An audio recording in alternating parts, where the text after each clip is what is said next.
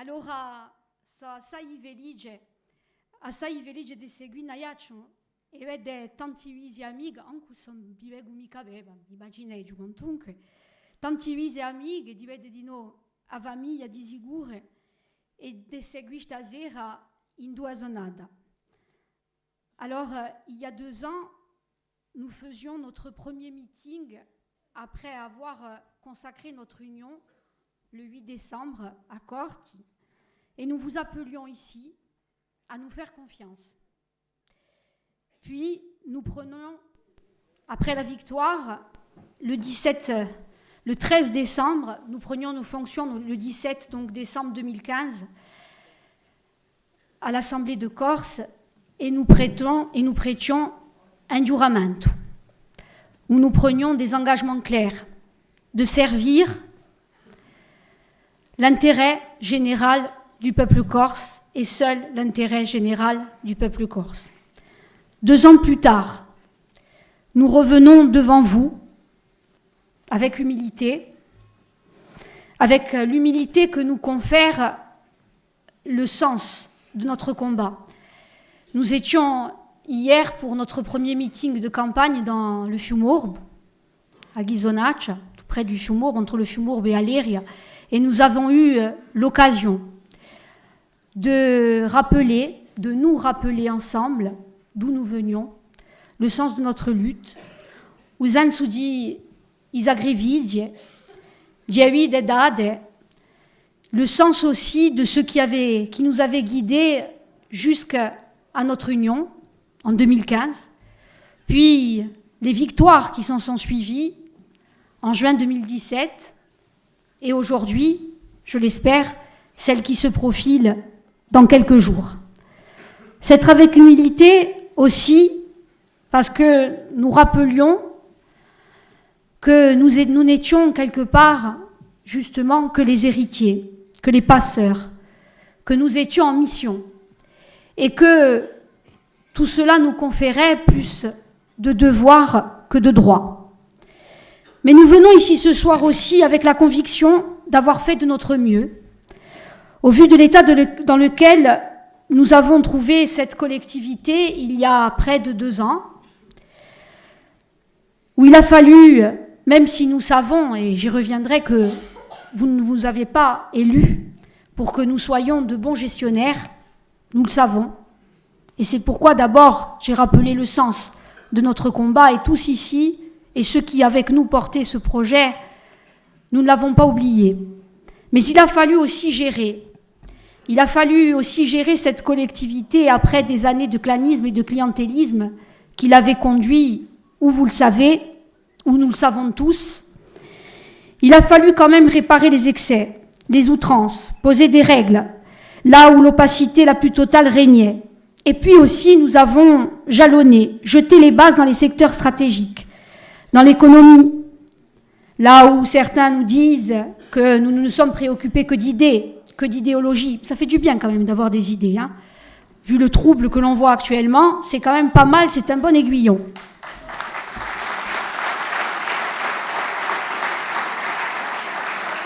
Mais là où certains nous accusent de n'avoir que des idées, nous sommes bien contents d'en avoir, nous avons mis un certain nombre de dispositifs en place. Et la relance, petit à petit, s'annonce.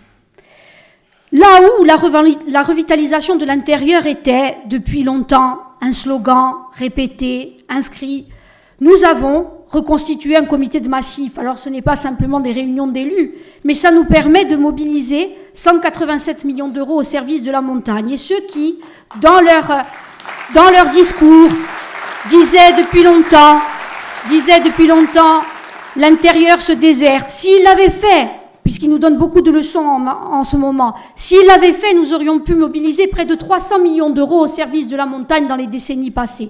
Mais bon, c'est nous qui sommes dans les slogans pour le moment, paraît-il.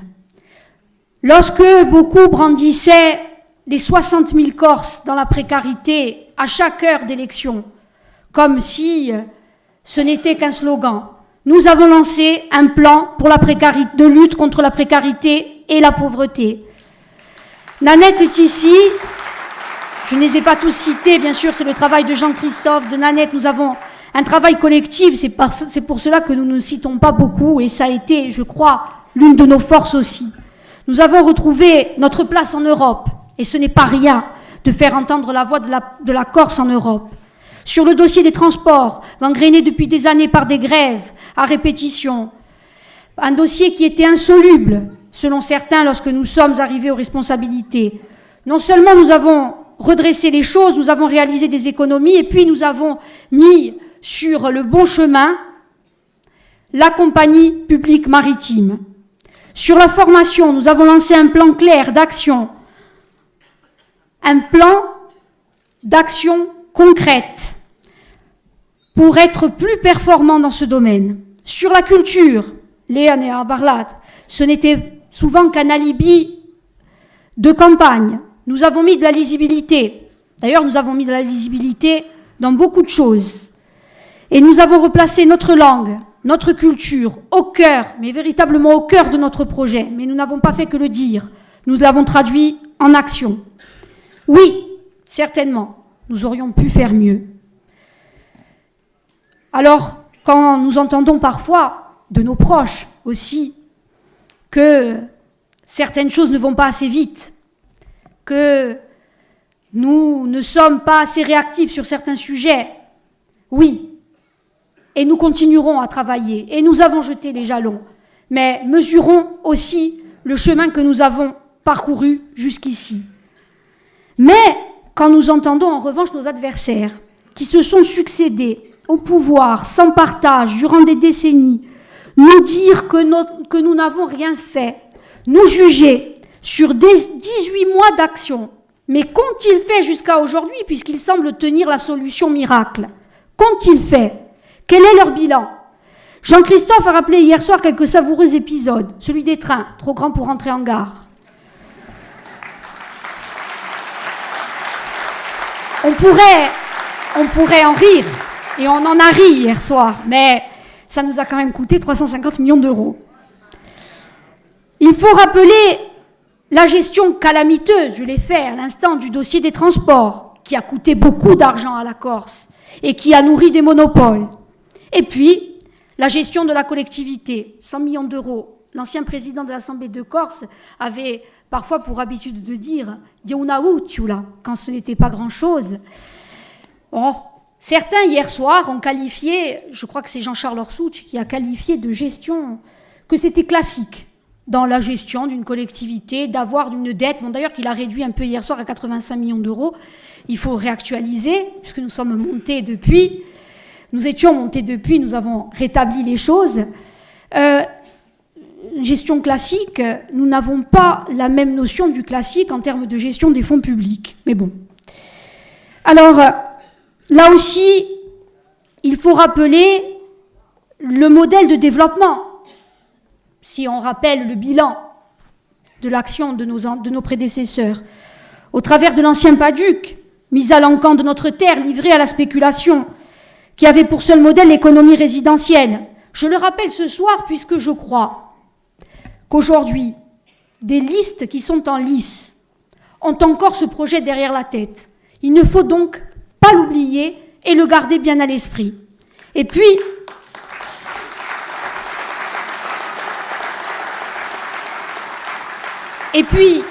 une minute quand même, ici, à Ayache, sur le choix de développement. Combien il est important de choisir le bon projet, de choisir le bon choix de développement. On sait ici que les non-choix peuvent coûter. Nous mettons en œuvre le nouveau Paduc. Oui, il faudra certainement l'ajuster dans sa mise en œuvre. Et nous en sommes d'accord. Mais en tout cas, il a fixé des principes et une philosophie. Et nous savons ici que lorsqu'il n'y a pas de plan d'aménagement, lorsque l'aménagement n'est pas pensé dans l'intérêt général et que fleurissent les intérêts particuliers, on se développe au gré des promotions immobilières et commerciales. On le sait trop. Il nous faut poser des règles, nous le savons, et nous devons le faire et continuer à le faire avec force. Alors, plus largement, revenons au projet. Nos choix sont clairs pour notre part. Maîtriser nos secteurs stratégiques, les transports, par exemple, où l'on sait que les situations de monopole peuvent coûter, lorsque l'on parle de secteurs stratégiques pour l'intérêt général des Corses. Le PADUC, je l'ai rappelé, pour un juste équilibre entre préservation et développement. Nos accords stratégiques, clairs, nous les avons mis sur la table. Il y a un projet à 3 ans, à 10 ans, avec une autonomie de plein droit. Là aussi, nous y mettons un contenu, nous, à l'autonomie, parce qu'on l'entend fleurir sur tous les programmes, et puis elle change quand il y a d'ivor, mais il y a des bougrammes. Alors nous disons une économie fiscale, pour que nous puissions bénéficier de nos ressources et de nos moyens pour développer ce pays. Ça ne semble pas scandaleux. Un pouvoir législatif, pour pouvoir décider, là où les intérêts de la Corse sont en jeu, pour pouvoir décider et maîtriser notre destin. Face à nous, je rappelais quelques épisodes du bilan de nos prédécesseurs, nous voulons confronter des projets, discuter d'un projet, puisque une élection, l'exercice démocratique, c'est ça. On se critique, on débat, on discute de projets. Certains de nos adversaires du bilan passé, vu leur jeune âge, vu qu'ils appartiennent à une nouvelle génération, auraient pu s'en affranchir. Et nous aurions pu, et d'ailleurs certains avaient su, lors d'une précédente mandature, certains qui portent des listes aujourd'hui, être ce que l'on qualifie, même si ça ne me plaît pas trop, des progressistes. Mais là, pour l'instant, dans le respect de chacun, nous n'avons que des attaques, actuellement, à opposer à notre projet. Quelques morceaux choisis, quand même, d'hier soir, lorsque Jean-Martin Mandolone, s'amusant du trop de communication de la majorité, d'autres s'en sont amusés aussi, a dit que chaque fois qu'une mouche s'envolait du cours Grandval, un déchaînement de communication venait accompagner son envol. Je lui répondrai, par un trait d'humour, je sais qu'il en a, qu'effectivement, ce n'est pas l'intensité du bruit du travail de nos prédécesseurs qui empêchait d'entendre le vol des mouches à l'Assemblée de Corse précédemment.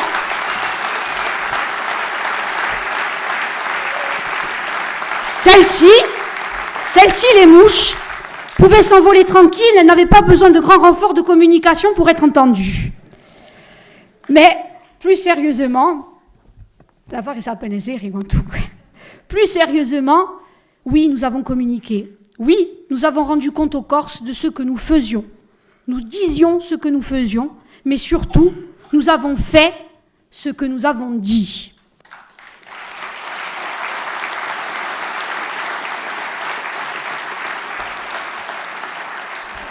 Jean-Charles Orsucci, lui, hier soir, a dit qu'il serait le relais, qu'il avait l'écoute du président.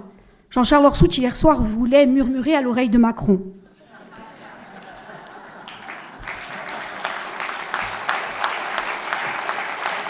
Alors, ce n'est pas un programme. Ce n'est pas un programme. Jean-Charles Orsucci le sait. Il y a eu des présidents du Conseil exécutif et de l'Assemblée de Corse. Il y en a eu qui avaient l'oreille attentive, des ministres, des présidents de la République. Il y en a eu, et pourtant les dossiers n'ont pas avancé. Ah oui, sauf un, de certains de nos prédécesseurs, des prédécesseurs de Jean-Guy et de Gilles, plus précisément.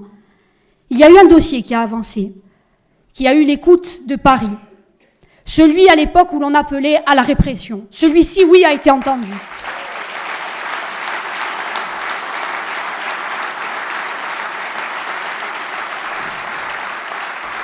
Alors non, nous n'avons pas besoin de relais parisiens. Non. Ce que Paris entendra, parce qu'il nous faudra discuter avec Paris, il nous faudra reposer les bases d'un dialogue, et il faudra que Paris nous entende. Ce que Paris entendra, c'est la volonté du peuple résonnée dans les urnes les 3 et 10 décembre. Ce que Paris devra entendre, c'est la détermination de ceux qui auront la charge de porter le message. Et je peux vous dire que sur cette scène ici, nous sommes déterminés.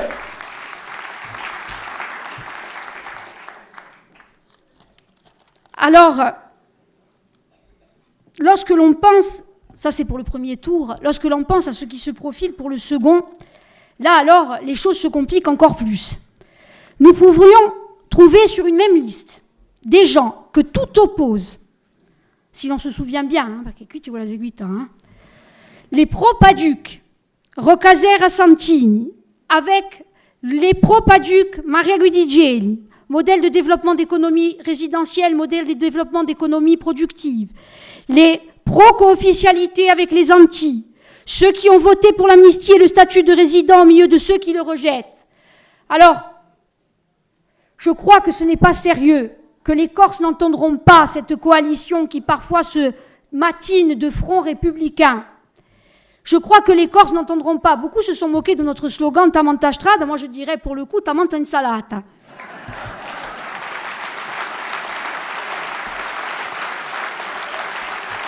Comment les Corses peuvent-ils s'y retrouver? Non, je crois qu'ils ne pourront faire confiance. Qu'on s'affronte sur des idées, qu'ils les défendent, et nous les respectons, qu'elles soient de droite ou de gauche. Mais affrontons-nous sur des idées et non pas en attisant des logiques de bloc contre bloc. Alors, comment les Corses pourraient-ils comprendre? Je crois que c'est tout simplement que certains, et c'est peut-être là aussi, là encore avec humilité, la différence qui nous caractérise avec nos adversaires, lorsque nous parlons d'exercer les responsabilités, ils parlent de reprendre le pouvoir. C'est une différence qui est fondamentale. Alors ils s'accrochent à toutes les parcelles de ce pouvoir qui peuvent subsister. Un exemple, l'Office public de l'habitat. Nous sommes sur le territoire de la CAPA. Le combat pour conserver cette parcelle de pouvoir. Alors, arguant des principes de proximité, d'équité, de transparence. Ces 2 dernières années, nous les avions mis en œuvre, ces principes. Je crois qu'il faut y voir une manière simple de vouloir conserver une part de pouvoir à laquelle ils s'accrochent irrémédiablement. Là où certains disent qu'ils craignent un jacobinisme régional, ou d'autres disent que nous allons élire un roi, nous leur répondons sans la prétention d'être plus vertueux que nous ne sommes. Nous ne sommes pas plus vertueux que les autres. Mais nous voulons poser des règles claires et équitables sur ce dossier comme sur d'autres, sur la gestion de ce dossier comme sur d'autres, pour qu'il y ait des mêmes règles sur l'ensemble de la Corse, du Cap à Bonifacio. Alors, quant au roi, si vous nous reconduisez aux responsabilités, il n'y aura pas de roi, comme il n'y en a pas eu depuis 2 ans. Là, encore, c'est la différence entre la conscience d'exercer les responsabilités au service de la Corse et la volonté de vouloir en conserver un pouvoir. Mais ils craignent peut-être en revanche la fin des roitelets. Ça, c'est peut-être le cas. Alors, il faut dire que dans cette affaire aussi rentre en jeu un autre adversaire. Un autre membre actif de cette campagne, je devrais dire, l'État. L'État est très actif dans cette campagne, qui, au mépris de la parole donnée, est allé contre l'esprit et la lettre de la loi, qui confie la gestion de l'Office de l'habitat à la collectivité unique. L'État s'engage activement dans le seul contre-projet que nous avons face à nous en résumé, le seul contre-projet, le Front républicain, relan des années 80, souhait du retour en arrière. Alors, Agué, Kumboy, Demi-Moudi, Kuneulem, Mubiu, et Compiu, et Finid, Umboulem, Mubiu, dit sous-système.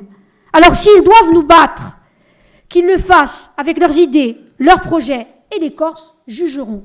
Une élection, c'est fait pour ça.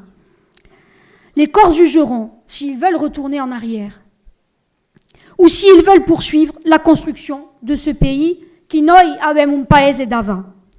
Alors, je rappelais hier soir que certains de nos adversaires veulent voir plus grand pour la Corse. Alors, avec le respect que j'ai, encore une fois, pour les hommes et les femmes qui portent ces idées, je leur redirai simplement que c'est une question d'échelle et qu'ils ne peuvent pas voir plus grand que nous. Pas que nous soyons plus intelligents, plus sincères, plus vertueux. Là où ils voient dans la future collectivité une simple super-entité administrative, nous voyons un outil au service de l'émancipation de notre peuple. Là où le droit décrets, règlements, lois, constitution les entravent. Nous disons que le droit devra s'adapter à la volonté du peuple. Là où ils pensent que notre faible démographie et notre petite taille nous entravent, nous disons que ce sont des choix de développement et que si les choix sont clairs et les projets sont portés, ce ne sont pas des handicaps. Non, ils ne peuvent pas voir plus grand que nous. Car pour nous, la Corse n'est pas une région, mais un pays en devenir. Et que son peuple est engagé dans une marche irréversible pour la reconquête de ses droits.